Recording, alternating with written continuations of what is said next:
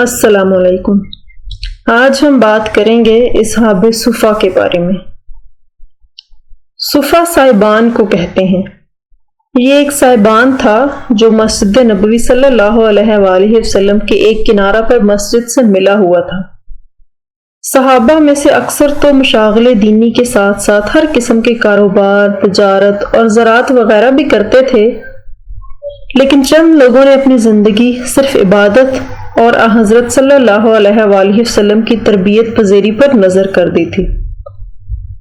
ان لوگوں کے بال بچے نہ تھے اور جب شادی کر لیتے تھے تو اس حلقہ سے نکل جاتے تھے۔ ان میں ایک ٹولی دن کو جنگل سے لکڑیاں چن لاتی اور یہ بیچ کر اپنے بھائیوں کے لیے کچھ کھانا مہیا کرتی۔ یہ لوگ دن کو بارگاہ نبوت صلی اللہ علیہ وآلہ وسلم میں حاضر رہتے اور حدیثیں سنتے اور رات کو اسی چبوترا پر پڑے رہتے۔ حضرت ابو ہریرہ بھی انہی لوگوں میں سے تھے۔ ان میں سے کسی کے پاس چادر اور تہمت دونوں چیزیں بھی ایک ساتھ مہیا نہ ہو سکیں۔ چادر کو گلے سے اس طرح باندھ لیتے کہ رانوں تک لٹک آتی۔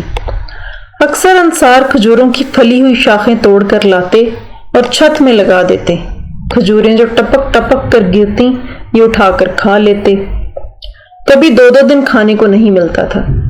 اکثر ایسا ہوتا کہ رسول اللہ صلی اللہ علیہ وآلہ وسلم مسجد میں تشریف لاتے اور نماز پڑھاتے۔ یہ لوگ آ کر شریک نماز ہوتے، لیکن بھوک اور ذوف کی وجہ سے عین نماز کی حالت میں گر پڑتے۔ باہر کے لوگ آتے اور ان کو دیکھتے تو سمجھتے کہ دیوانے ہیں۔ حضرت صلی اللہ علیہ وآلہ وسلم کے پاس جب کہیں سے صدقہ کا کھانا آتا تو ان کے پاس بھیج دیتے، اور جب دعوت کا کھانا آتا تو ان کو بلا لیتے اور ان کے ساتھ بیٹھ کر کھاتے۔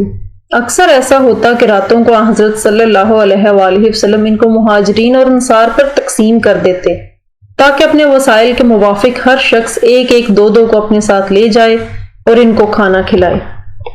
حضرت سعد بن عبادہ نہایت فیاض اور دولت مند تھے۔ وہ کبھی کبھی 80 مہمانوں کو اپنے ساتھ لے کر جاتے۔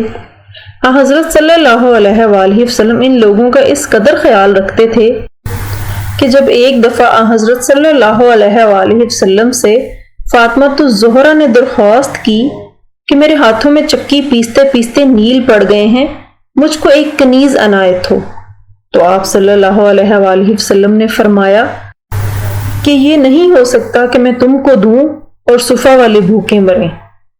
راتوں کو عموماً یہ لوگ عبادت کرتے اور قرآن مجید پڑھا کرتے۔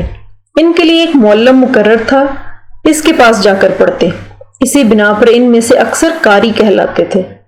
دعوت اسلام کے لیے کہیں بھیجنا ہوتا تو یہ لوگ بھیجے جاتے تھے۔ غزوہ مونا میں انہی میں سے 70 آدمی اسلام سکھانے کے لیے بھیجے گئے تھے۔ ان کی تعداد گھٹتی اور بڑھتی رہتی تھی۔ مجموعی تعداد 400 تک پہنچی تھی، لیکن کبھی ایک زمانہ میں اس قدر تعداد اکٹھی نہیں ہوئی تھی، نہ صفا میں اس قدر گنجائش تھی۔